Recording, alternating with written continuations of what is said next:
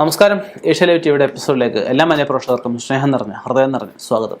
ഇന്നത്തെ നമ്മുടെ വിഷയം അടിക്കടി നിലവിളക്ക് കൊളുത്തുന്നത് അല്ലെ നിലവിളക്ക് തെളിയിക്കുന്നത് മുടങ്ങുന്നതും പ്രാർത്ഥനകൾ മറക്കുന്ന അല്ലെ പ്രാർത്ഥിക്കാൻ നമുക്ക് കോൺസെൻട്രേഷൻ ഇല്ലാതൊക്കെ ആയി പോകുന്നത് ഇതുകൊണ്ടാവും. എന്തുകൊണ്ടാണെന്നല്ലേ, നമ്മുടെ പ്രാർത്ഥനകൾക്ക് അല്ലെ നമ്മുടെ വിളക്ക് കത്തിന് നമ്മുടെ നാമജപങ്ങൾക്ക് ഒക്കെ എതിരായിട്ട് നെഗറ്റീവ് ശക്തികളുടെ ആവിർഭാവം നമ്മുടെ ഭവനത്തിൽ ഉണ്ടാകുമ്പോൾ, പ്രാർത്ഥനകൾ കൊണ്ട് മാറാത്ത ഒരു ദുരിതങ്ങൾ നമ്മുടെ ഭവനത്തിൽ വർദ്ധിക്കുമ്പോഴാണ് നമുക്ക് വിളക്ക് കത്തിക്കാൻ മനസ്സ് തോന്നത്തില്ല. വിളക്ക് കത്തിച്ച് കഴിഞ്ഞാൽ ആ ഒരു തിരിക്ക് ശോഭത ഉണ്ടാകത്തില്ല. കൃത്യമായ സമയത്ത് വിളക്ക് കത്തിക്കാൻ സാധിക്കത്തില്ല. പ്രാർത്ഥിക്കാൻ മറന്നു പോവുക, മന്ത്രങ്ങൾ മറന്നു പോവുക, മന്ത്രങ്ങൾ തെറ്റുക, മന്ത്രങ്ങൾ ജപിക്കുന്ന സമയത്ത് മനസ്സ് എങ്ങോട്ടെന്നില്ല, ആ മനസ്സ് അലഞ്ഞു തിരിഞ്ഞ് നടക്കുന്ന അവസ്ഥ വരിക. ഇതൊക്കെ നമുക്ക് നെഗറ്റീവ് ശക്തികൾ ഉണ്ടാകുമ്പോൾ, നെഗറ്റീവ് ശക്തികളുടെ ആവിർഭാവം നമ്മുടെ ഭവനത്തിൽ ഉണ്ടാകുമ്പോൾ ചെയ്യുന്ന കാര്യങ്ങളാണ്. ഒരാൾക്ക് അറിവുണ്ട്, അറിവ് കേടുമുണ്ട്. നമുക്ക് ഇതിനെപ്പറ്റി നമ്മുടെ കുടുംബത്തിലെ അന്തഃഛിദ്രങ്ങൾ, അനാവശ്യമായിട്ടുള്ള ആപത്തുകൾ, അനാവശ്യമായിട്ടുള്ള വിഷയങ്ങൾ, നമ്മൾ വിചാരിക്കുന്നതിനെതിരായിട്ടുള്ള സംഭവങ്ങൾ ഒക്കെ ഉണ്ടാകുമ്പോൾ നമ്മൾ ചിന്തിക്കണം, നമ്മുടെ ഭവനത്തിൽ എന്തോ നെഗറ്റീവ് വന്നിട്ടുണ്ട്. നമ്മൾ പ്രാർത്ഥിക്കാൻ പോലും തോന്നാത്തത് അതുകൊണ്ടാണ്. അപ്പം ഇങ്ങനെയൊക്കെയുള്ള അവസാനം എന്ത് ചെയ്യും? പെട്ടെന്നൊരു ജ്യോതിഷനെ പോയി കാണും. ജ്യോതിഷനെ പോയി കാണുമ്പോൾ ജ്യോതിഷം പ്രശ്നം നോക്കിയിട്ട് എന്ത് പറയും? ആരൂഢം മറഞ്ഞു. ആരൂഢം മറഞ്ഞു എന്ന് വെച്ചാൽ ആരൂഢ സംബന്ധമായിട്ട് എന്തെങ്കിലും അതികഠിനമായിട്ട് ദുരിതങ്ങൾ വരുമ്പോഴാണ്. അപ്പം അന്നേരം ജ്യോതിഷന്മാർ നിർദ്ദേശിക്കും, കുടുംബക്ഷേത്രത്തിലും ദേശത്തെ പ്രധാനപ്പെട്ട ക്ഷേത്രത്തിലും ഇപ്പോൾ വഴിപാട് നടത്ത്, അല്ലെ 3 ദിവസമോ 5 ദിവസമോ അല്ലെ അടുത്ത ക്ഷേത്രത്തിൽ ഗണപതി ഹോമം ചെയ്യുക, അടുത്ത വിഷ്ണു ക്ഷേത്രത്തിൽ വിഷ്ണു പൂജ കഴിക്കുക, രക്തപുഷ്പാഞ്ജലി കഴിക്കുക, ഇങ്ങനെയൊക്കെയുള്ള കാര്യങ്ങളൊക്കെ പറഞ്ഞിട്ട് വീണ്ടും പ്രശ്നം നോക്കാൻ വരാൻ പറയും.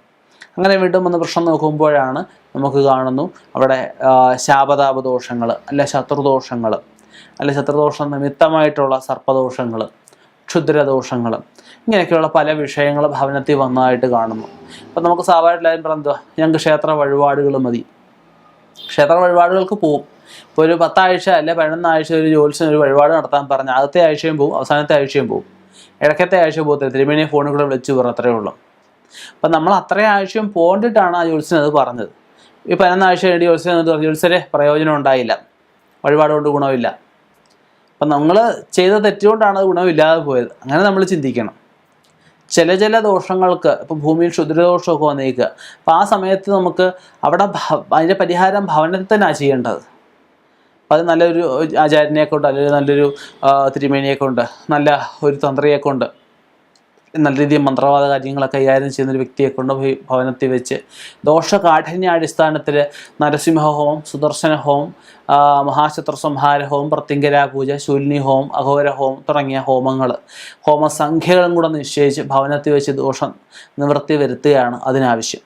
എല്ലാ ദുരിതങ്ങൾക്കും ഹോമങ്ങൾ ആവശ്യമില്ല. എല്ലാ ദുരിതങ്ങളും പ്രാർത്ഥന കൊണ്ട് അല്ലെങ്കിൽ ക്ഷേത്ര വഴിപാട് കൊണ്ട് മാറുകയില്ല. അതൊക്കെ കബഡിയിലൂടെ നമ്മൾ ചിന്തിച്ചെങ്കിലേ അത് മനസ്സിലാകാൻ സാധിക്കുകയുള്ളൂ.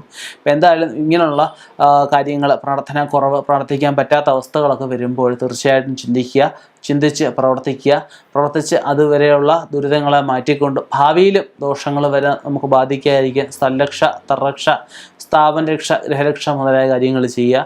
ദീർഘകാലം നമുക്ക് അതിൻ്റെ എഫക്റ്റ് കൊണ്ട് നമുക്ക് ദുരിതങ്ങൾ പിന്നീട് സംഭവിക്കാതിരിക്കും.